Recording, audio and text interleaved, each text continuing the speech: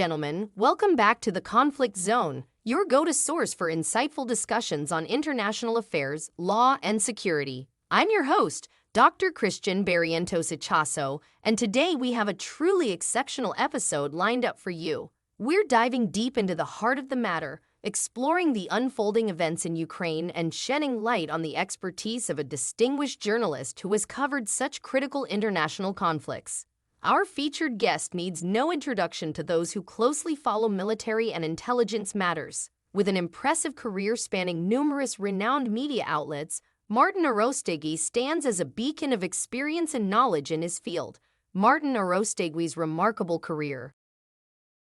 Martin Arostegui is not just a journalist, but a seasoned war correspondent who has ventured into the heart of conflict zones to bring us the stories that shape our understanding of global events. He's been a voice for the voiceless, reporting on the complexities and nuances of international conflicts that mirror the current situation unfolding in Ukraine. Arostegui's byline has graced the pages of reputable publications such as Voice of America, The Wall Street Journal, The Daily Telegraph, The Washington Times, CNN, FOX News, UPI, and France 24.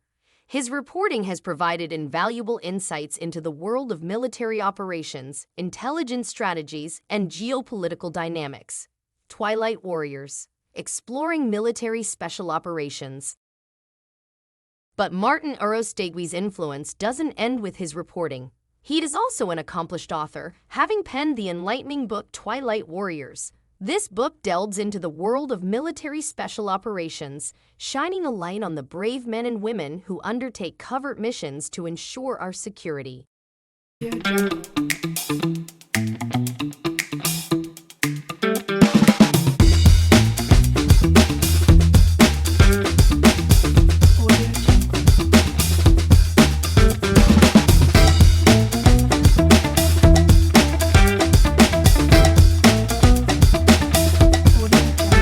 Thank you for sharing everything about the podcast, the Conflict Zone podcast, is your podcast. Thank you all, and thank you, Martin. I see you again. Thank you, Christian. Good to see you again after a while. I've been I've been busy over here, as you can tell. You've been seeing the articles I've been writing for Diario Las Americas and American Spectator, and my latest articles have basically dealt with. The Russians are on the offensive now in Ukraine, all along the front. In fact, they're probably coordinating their offensive to some extent with the total attention that's now focused on the Middle East.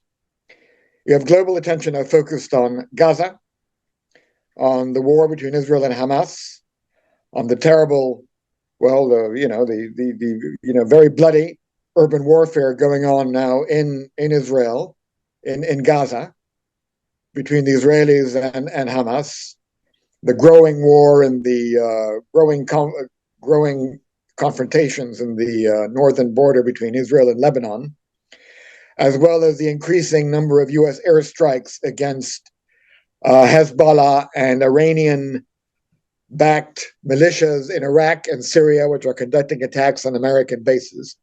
So as the war in the Middle East expands, global attention is focused on this, as is Western military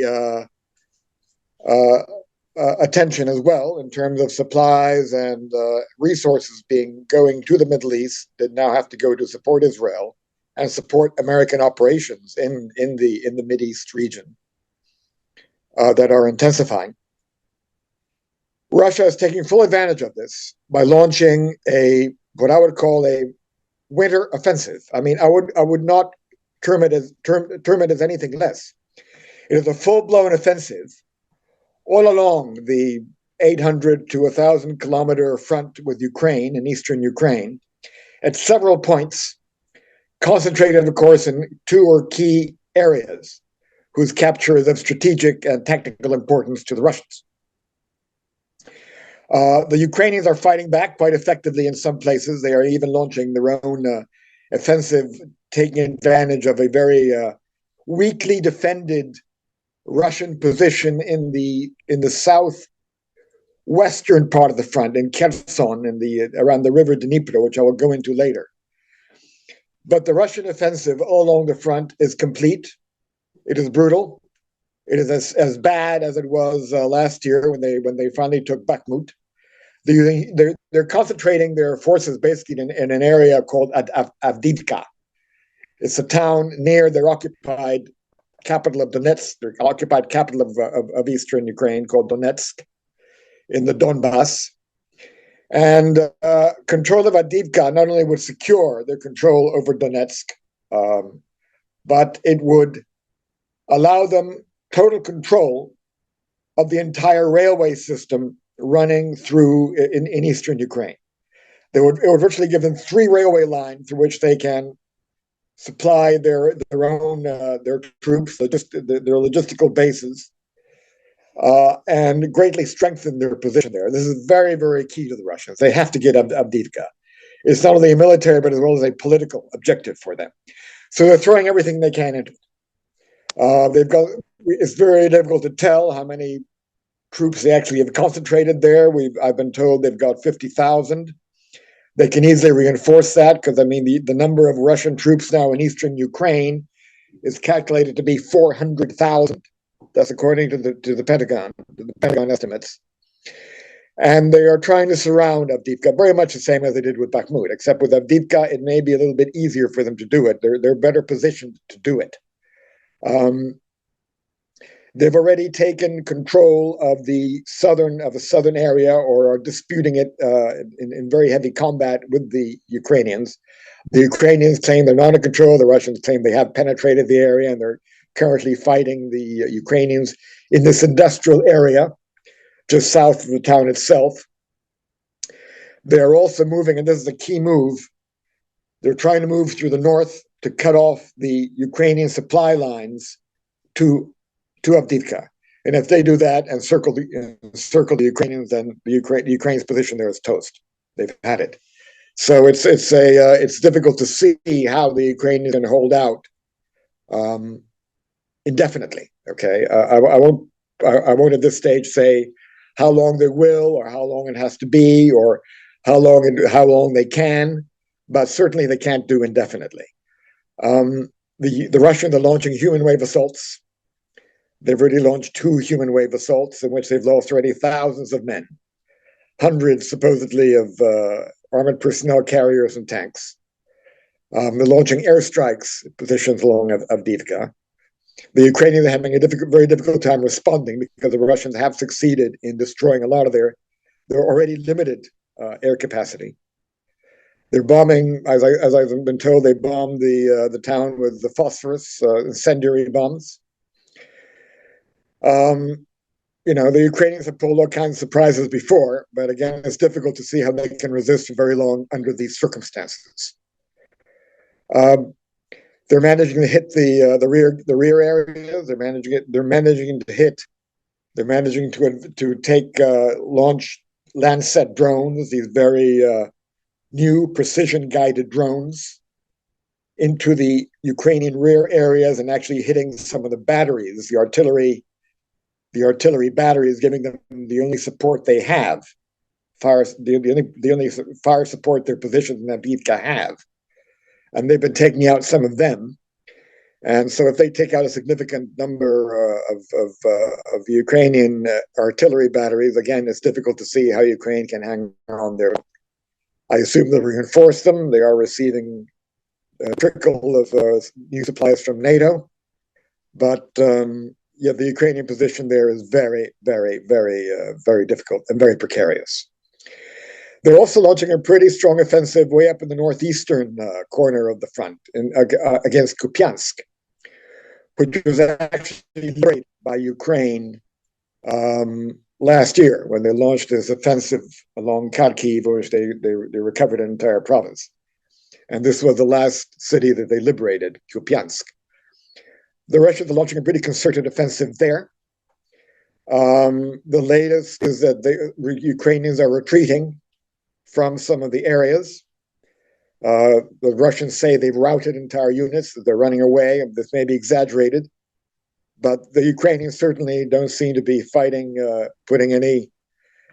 managing to counter the Russian attacks. They are resisting, I suppose, to some extent, but it's very possible that they could also lose Kupiansk, which again links up with the railway system they're trying to control. Kupiansk is another hub for them to control this final third railway line running through the Donbass. Again, giving depth to their entire logistical system, which has been one of their major problems in the occupation of eastern Ukraine until now. Very fragile logistical lines. And they're also trying to take back the area of Robotine, which the breach the Ukrainians to make in the Zaporizhia front, the southern front, which they hope to penetrate, which they penetrated one line of Russian trenches and hope to get to the fortifications and possibly threaten the Russian logistical hub of Tokmak, and maybe be able to position artillery and missiles and rockets there that could even reach Crimea. But they were stopped a long way from being able to do that. And the latest is the Russians are trying to take back Robotine. The Ukrainians have not been able to expand the breach, and that the Ukrainians are fighting very hard to hang on to the breach that they already the ground they've gained there.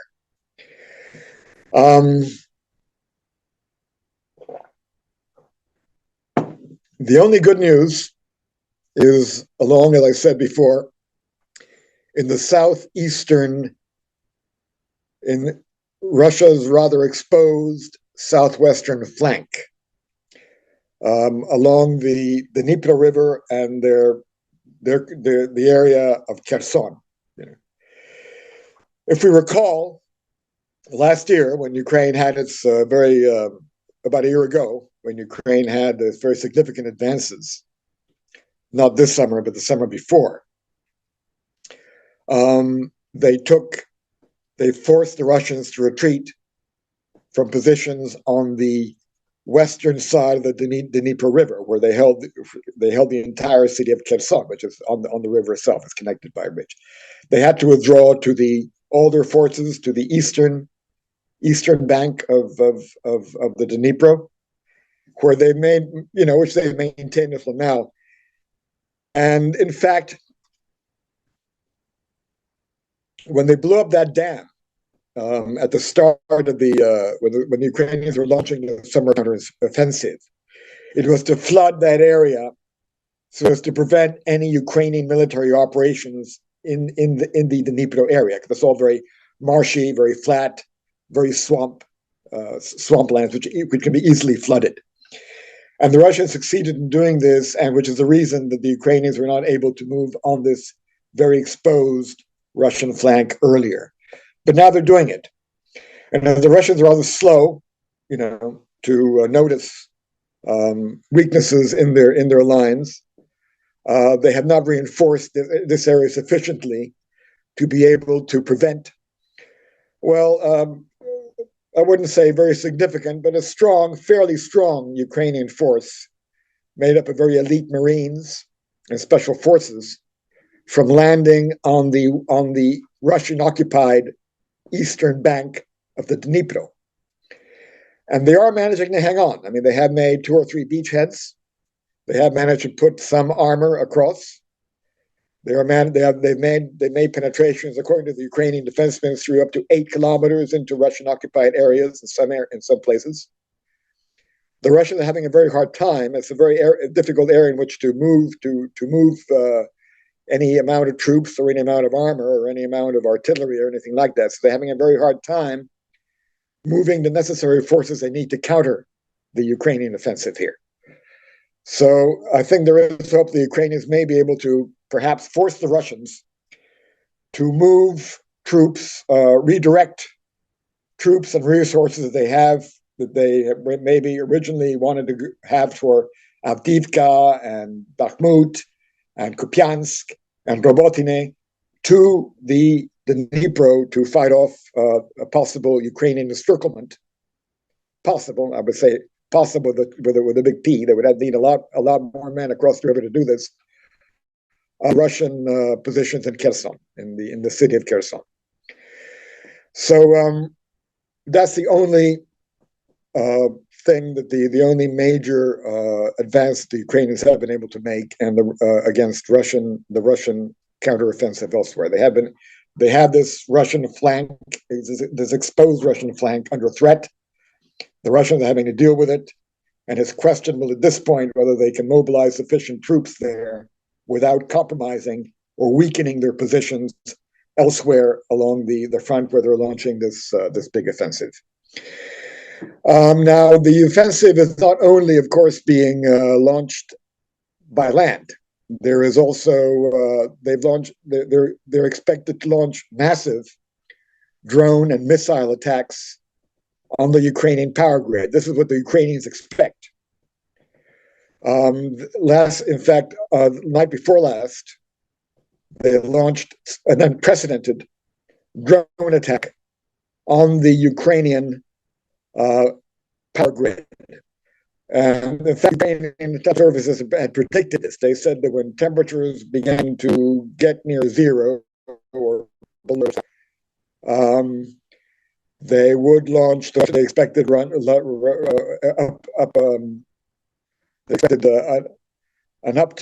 upgrade of Russian drone and missile attacks on their power grid, on their infrastructure, which they have done. They launched 75 Shahed 136 drones against Ukraine 2 nights ago. That's an unprecedented number of Shaheds, which the Russians are now beginning to produce domestically. They have been given the patent by the Iranians, all the technology they need to manufacture these Iranian drones themselves inside Russia. These are kamikaze drones. They are launched, they're one-way drones. The Russians have enhanced them with night vision, more precision, stealth capabilities that allow them to evade Ukrainian radar better, at the expense, I believe, of maybe lowering the explosive payload. That's what I believe the trade-off is, but still, they're managing to get through in larger amounts. The Ukrainians say that they shot down most of them. Frankly, I have doubts. And in fact, a lot of the Ukrainian power grid is off today. The Ukrainians attribute that to a winter storm, but I have my doubts. I think that a lot of those Shaheds did hit their target, and the Ukrainian power system is already quite damaged and will be increasingly damaged. We haven't yet been hit by, or they've used so far very few of the missiles that they have stockpiled for this.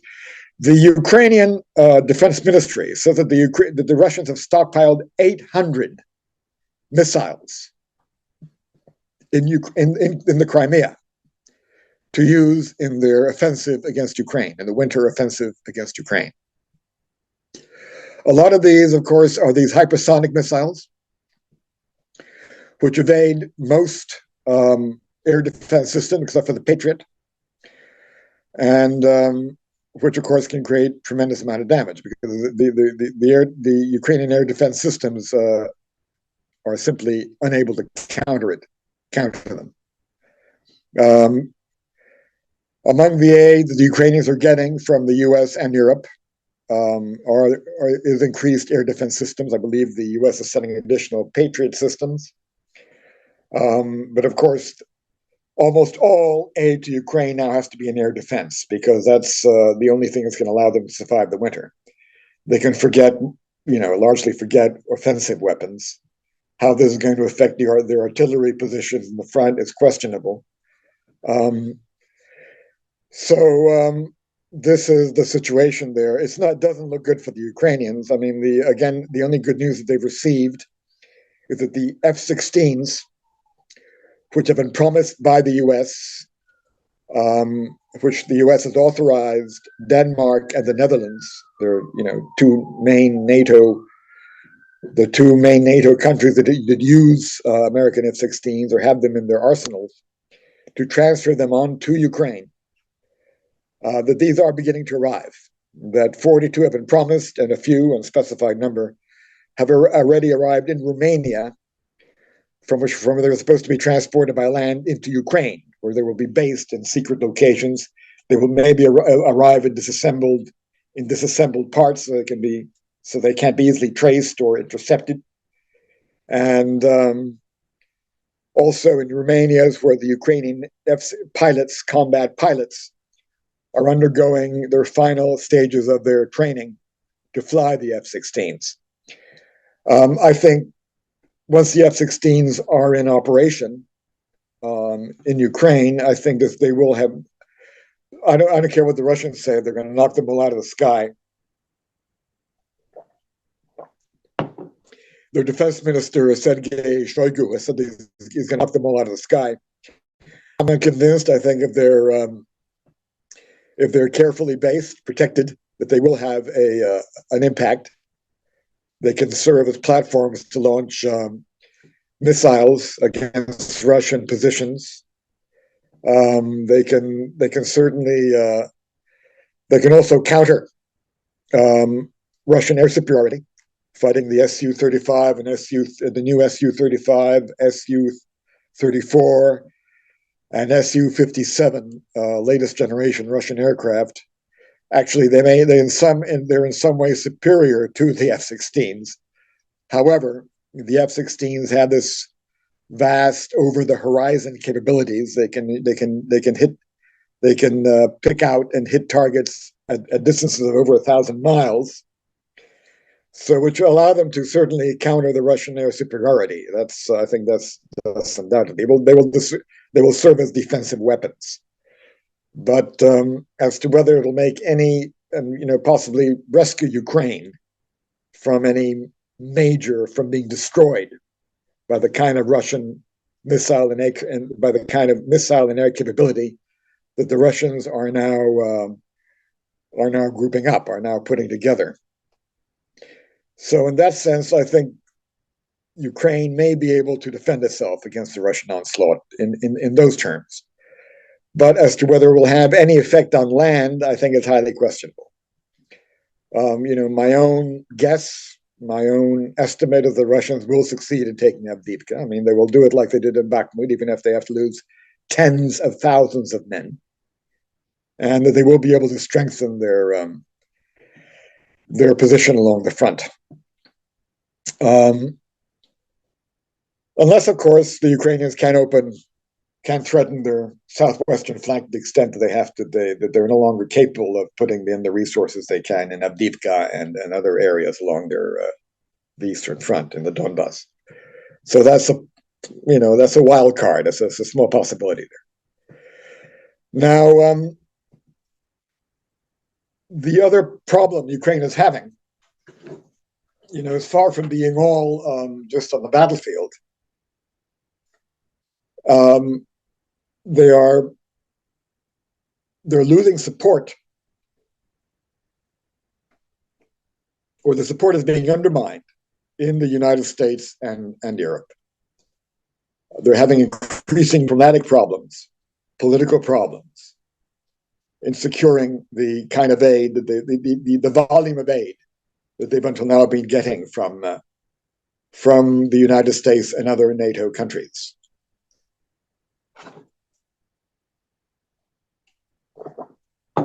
In the United States, of course, the problem is not just growing Republican skepticism about the war in Ukraine, about whether the U.S. is actually making the correct bet of betting the ranch on Ukraine. But they're also trying to attach all kinds of conditions that the conservatives want Biden to make in domestic policy, particularly in the area of border security, to secure passage of further appropriations to support the war in Ukraine, which is to me is perfectly understandable. I mean, as the Republican Speaker of the House of Representatives, Mike Johnson has said, why should we fight for Ukraine's border security when we're not doing anything to secure our own borders? And in fact, one of the things that the conservatives are trying to attach to the Ukraine aid package is funds to enhance U.S. border security, which is perfectly, it's a national security problem. I mean, at a time in which we're involved in the Middle East, anything can go through that border. Hamas can enter people through that border. Hezbollah can enter secret cells through that border, and they already have tried in the past. That border is wide open to infiltration by terrorist organizations which are aligned with Russia now. I mean, Russia is obviously aiding. It's come down firmly on the side of Hamas and Hezbollah. I've even questioned in past articles as to whether Russia was not involved and supported the Hamas attack on Israel. And you've got Wagner people now operating supposedly with Hezbollah in air defense and setting up air defense systems for them. I think that's been in the press. So there's no question that Russia is aligned with Hamas and Hezbollah and could well use them or back an operation by them to infiltrate the U.S. southern border and conduct attacks inside the United States. And all the Republicans are asking Biden to do is to give equal priority, equal urgency to securing the U.S. border as he is giving to Ukraine, which I think is a perfectly understandable and reasonable request, condition to put on Ukrainian aid. Why Biden is resisting this is quite frankly beyond my comprehension. I don't understand it. Why the Democrats say they can't do this? Is Soros's influence to the extent that Biden is prepared to risk his entire policy to follow George Soros's obsession about a borderless world? I mean, is that the point we've gotten to? Because that is the only logical explanation. The only reason the Democrats will resist doing this is because obviously some of their backers, which they depend on in the 2024 elections, don't want them to do it. Otherwise, I don't see any logical reason to resist doing this. It is a very logical compromise to make with the Republicans. And the Biden administration won't do it. And this is absolutely amazing to me. It's mind-boggling. It's incomprehensible. In Europe, the situation is again very differently. It's getting more difficult for Ukraine. You have a government was just elected in Slovakia, which has joined Hungary in opposing further European weapons for Ukraine. It's niet, no more. That's it. They don't want any more weapons sent to Ukraine, period. Okay.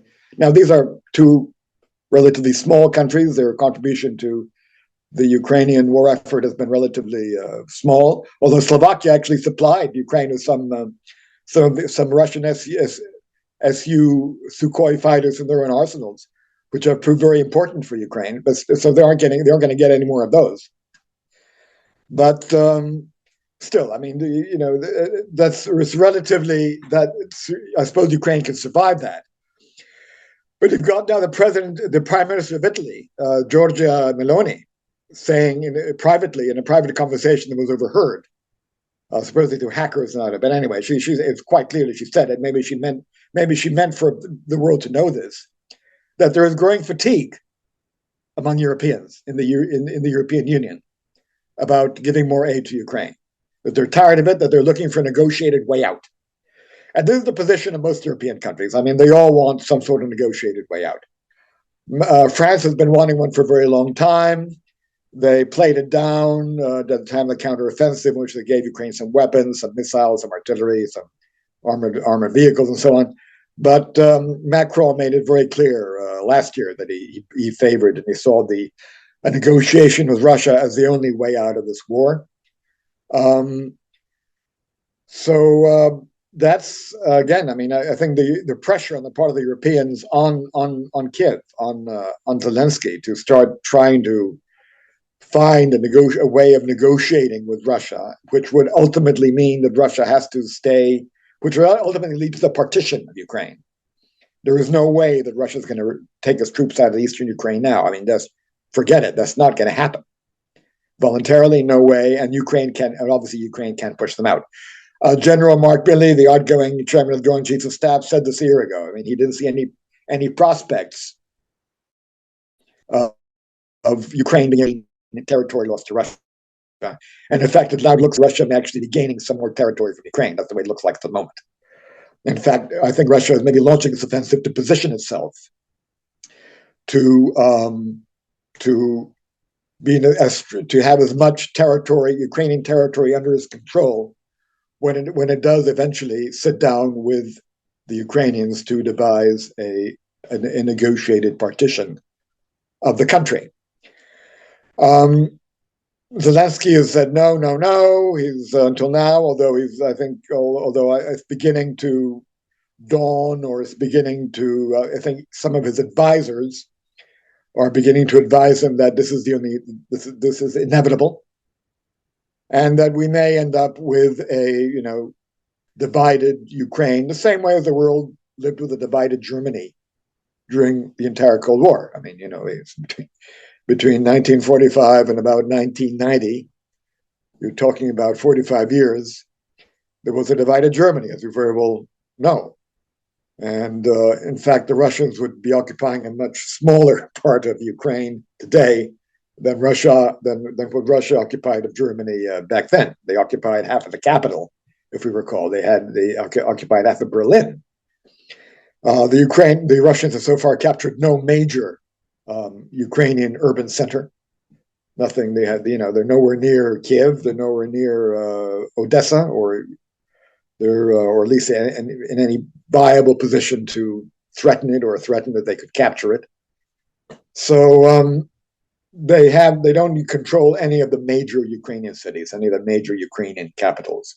So it's not such a terrible position for Ukraine to assume negotiations on which Ukraine would assume negotiations. And so that's what I think a lot of people are beginning to tell Zelensky. And that's more or less the way things stand.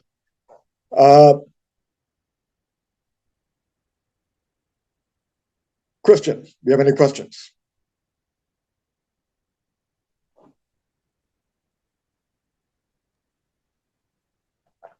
Yeah, Martin. Putin has just announced the tragedy of the war in the Ukraine. What does that mean?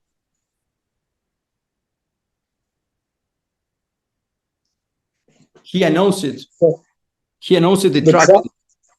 The tragedy. He called it the tragedy of the war in Ukraine. Is that right? Is that what he said? Right. That's it. Well, I think Putin is beginning. I think Putin is. Well, I said, I think Russia is positioning itself, is entering into a negotiational mode, as it were. So the rhetoric Putin is using is, yes, it's a terrible tragedy. Of course, a tragedy caused by him. It's like I punch someone in the face and say, sorry, I hurt you. It's a terrible bruise you've got. It's a terrible bruise you've got there. It's terrible. But yeah, he's beginning to use language that aligns him with the international, narrative, right? That the invasion of Ukraine is a tragedy. That is, and so I think it's indicative of Russia, entering into a negotiational language, shall we say, or pre-negotiational language. I think that's what he means by that. Listen, the Russian position is ultimately, it's pretty bad. They're losing thousands of men there every day. They're losing thousands and thousands and thousands of men. They know that they've got no hope, as long as Western air defense systems keep strengthening Ukraine, and they are going in, and they're going to keep going in. There's no way it's going to be able to twist their arm much more than he already has. He can't even control the Black Sea. His great navy can't even control the Black Sea, but Ukraine keeps managing to move his grain exports out through there. And in fact, they're getting some naval aid from the West to be able to escort the grain shipments out. Obviously Russia, I think Putin realizes is going about as far as he can go. He's launching this offensive to try to gain as much territory as it possibly can before it sits down with Ukraine. And I think he's under pressure from China. I think China wants him to win this war. I think a lot of his allies want him to win this war. I think the Africans probably want him to win this war because it's restricting their grain, their food supply in terms of the grains they can get from Ukraine, and the price has gone up. And so I think he's under international pressure to negotiate. And I think I don't think he can go again. I think he realizes that he can't go any further than he's gone. All this stuff you hear of Colonel McGregor and all these people who say that Russia's going to continue, keep going. They're going to invade Poland, and they're going to march up to Berlin and all that. I mean, I think this is absolute nonsense. I mean, it's delirious on their part as well. I mean, there's a lot of delirium going on both sides. I mean, there's no way Russia can take much more than they've taken, and neither can Ukraine take back territory they've lost to Russia. I mean, that's both sides. It's a stalemate. Everybody says it's a stalemate. Zelensky in private admits it's a stalemate, according to senators who've talked with him. And his advisors and the generals say that it's a stalemate. And there's only one way to go from a stalemate, which is to sit down and figure out how we can stop useless fighting. Look, Christian, I said at the beginning, this is ultimately a limited war. Okay, it's a limited war. I know it wouldn't look limited if you're on the Ukrainian front lines, with massive amounts of artillery bombardments and shells and thousands of men attacking a city and hundreds of tanks being blown up. I mean, from there, it does not look like a limited war. But in geopolitical terms, it is a limited war.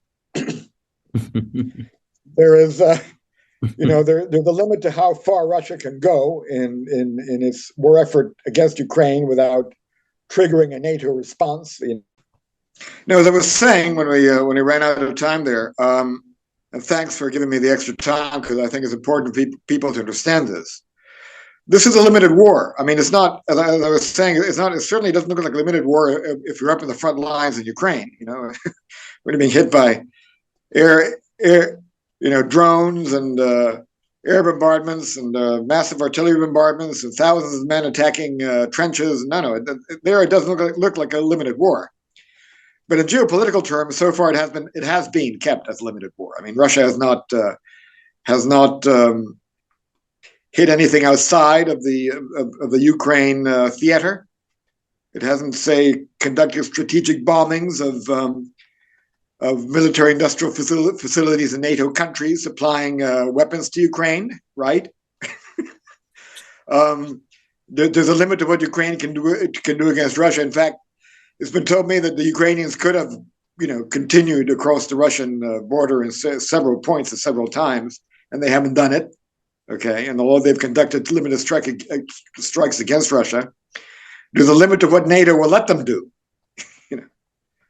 Sure, I mean, if they gave Ukraine ICBMs and long-range missiles, which they have in very small quantities, in limited quantities of long-range missiles, sure, I mean, Ukraine could wreak havoc in Russia. They could destroy the Russian position in Crimea. What kind of terrible things the Ukrainians could do to Russia with the type of weapons that NATO could supply them. But yeah, I mean, there's been restraint on that part as well. So it is a limited war. It is a limited war, and limited wars have to end up in a negotiating table, because if there's no way that either side can give a decisive blow to the other side, knock them out entirely, like, say, we did to Nazi Germany in World War II or to the Japanese in World War II, then the only way you can resolve a war ultimately is by simply positioning yourself to be able to negotiate some sort of solution. In fact, every war since the World War II, in which the U.S. has been involved in, has been a limited war. I mean, Korea had to come to a negotiation. Vietnam came to negotiation until, of course, the U.S. position was weakened by when Nixon was impeached, and the North Vietnamese took advantage of that and invaded South Vietnam. But ultimately, that was certainly up to a point of resolved through a negotiation. And even the Gulf War, in which the U.S. struck a decisive victory against Saddam Hussein, for example, in the first Gulf War. That was ultimately negotiated because Saudi Arabia didn't want the U.S. to go as far as occupying Baghdad. There were diplomatic restraints involved in there as well. So, it's just about every war that's been fought in which major Western powers or the U.S. has been involved in the past few years, since in the post-war era has ended up in negotiation, and they've been limited by political and diplomatic and international constraints. And I don't think the war in Ukraine is going to be any different. So I really, as I said from the beginning, I foresee a negotiated partition of Ukraine, and I may be mistaken. You don't know, Ukraine may come up with some massive wonder weapon, or something could happen in Russia, which could weaken Putin, although I doubt it. I think Putin he's been as weakened as he was by the mutiny by the Wagner group. Didn't seem to bring him down, and I don't foresee a possibility of anything even close to that happening again. So, regardless of some very unforeseen factor, I think this can end up in a partitioning of Ukraine. I don't see any other way out. But frankly, Russia gets a very small concession if it means Russia settling for what it has now. When you compare that, or when you weigh that against the huge effort and the huge expenditure and the massive losses that's incurred in trying to occupy 1/6 part of Ukraine, right? 300,000 men, over 300,000 men, which it will be by then, over 300,000 men killed to occupy 15% of Ukraine. If Putin wants to call that a victory, maybe he can convince himself that it is. Maybe he can convince a few Russians that it is. But he's not going to convince the world that it is. So that's how I see it going. That's it. That's all. Thank you, Martin. You're welcome, Christian. Been great talking to you. Yeah. See you again. That's a conclusion of the podcast. See you soon. I think I made my conclusion. Thank you very much. Thank you. And if you want more, we have made a podcast about the lack of border control in Europe and Latin America and United States. Thank you for subscribing, sharing the podcast. The Conflict Zone is your podcast. Thank you. Analyzing the situation in Ukraine. Today, we're fortunate to have Martin Arostegui with us, providing his expertise on the developing situation in Ukraine. As tensions rise and international concerns mount, Arostegui's insights will offer a deeper understanding of the complexities at play and the potential implications for global stability. A message from Dr. Christian Barrientos Ichaso. Before we kick off our conversation, I'd like to take a moment to express my gratitude to our audience. Your support, subscriptions, and engagement keep our mission alive to foster awareness and understanding of critical international matters. As an international company and business lawyer, I am deeply committed to sharing insights on international law, security, compliance, anti-corruption measures, tackling crime, and facilitating smooth trade relations. Stay connected. So whether you're an avid follower of international affairs, a business professional navigating the complexities of global trade, or someone seeking clarity amidst the chaos of international conflicts, podcast The Conflict Zone is your destination for accurate information and informed discussions. Ladies and gentlemen, grab your notepads, ready your questions, and get ready for an illuminating conversation with the one and only Martin Arostegui. Stay tuned because you won't want to miss a single moment of this episode. Thank you for joining us, and let's dive right into the heart of the matter.